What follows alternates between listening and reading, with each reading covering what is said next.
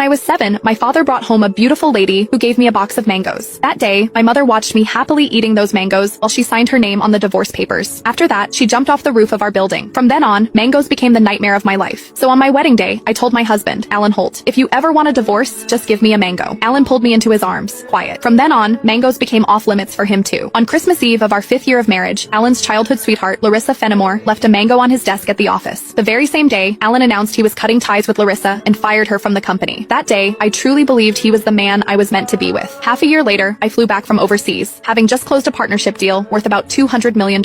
At the celebration dinner, Alan handed me a drink. After I had finished half the glass, his so-called childhood sweetheart, the woman who had been kicked out of the company, stood behind me with a big grin and asked, "Does the mango juice taste good?" I stared at Alan in disbelief, and he was trying hard not to laugh. "Don't be mad. Larissa insisted I played a little joke on you. I didn't actually give you a mango. I just gave you a bottle of mango juice. But I think she's right. The fact that you don't eat mangoes is a real problem. You were really enjoying that juice just now." My face went cold. I lifted my hand and threw the rest of the mango juice in his face, then turned around and walked away. Some things are never a joke. I wouldn't kid around with mangoes or divorce. Ms. Mendez, your stomach condition flared up again because of stress and emotional triggers. If there's something you really don't like to eat, you mustn't force it down again. The next time might not just be a stomach ache. We might have to remove part of your stomach. Stay in the hospital for observation for 1 day, and contact your family as soon as you can. When I heard the doctor say that, I went completely quiet. For the sake of a new project, I had been overseas for 39 straight days, working day and night, and I finally made it back in one piece. I never expected that at the celebration dinner, 1 glass of mango juice from Alan would land me right in a hospital bed. Out of habit, I tapped open my pinned chat on WhatsApp, typed 2 words, and then realized something felt off. Looking closely, I confirmed that it was Alan Holt. He had just changed his profile picture. Now, it was a green mango. While I was staring blankly at the chat window, Alan's call came through. He sounded cold. "I'm already home. Where are you?" I said nothing. Any other time, I would soften my voice and act like a spoiled little girl with him. But tonight, I honestly didn't know what to say. Alan sounded annoyed. "Myra, how long are you planning to keep this up?" "I'm at the hospital." Alan went quiet. He had never shown much interest in my health. He would never have guessed that 1 glass of mango juice from him would send me straight to the emergency room. "Stay put at the hospital. I'm coming over right now." I didn't want to deal with him, but my body was so weak that I didn't feel like moving at all. Time dragged by. The doctor came in to check on me 3 different times, and Alan still didn't show up. Right before I went to sleep, I glanced at my phone one last time and saw Larissa Fenimore's new post on her social feed. Every time I get hurt, my knight in shining armor shows up. I'm so lucky. The picture under it was a shot of Alan putting a bandage on her. Larissa's profile picture was a yellow mango. It was pretty, but it made me sick. Alan and I had known each other for 10 years, and he had always known exactly where my bottom line was. After so many years in business, he also knew perfectly well how to keep a proper distance from other women. But now, he kept crossing that line again and again. In that case, our marriage and the newest project I had negotiated no longer needed to exist. I had closed a $200 million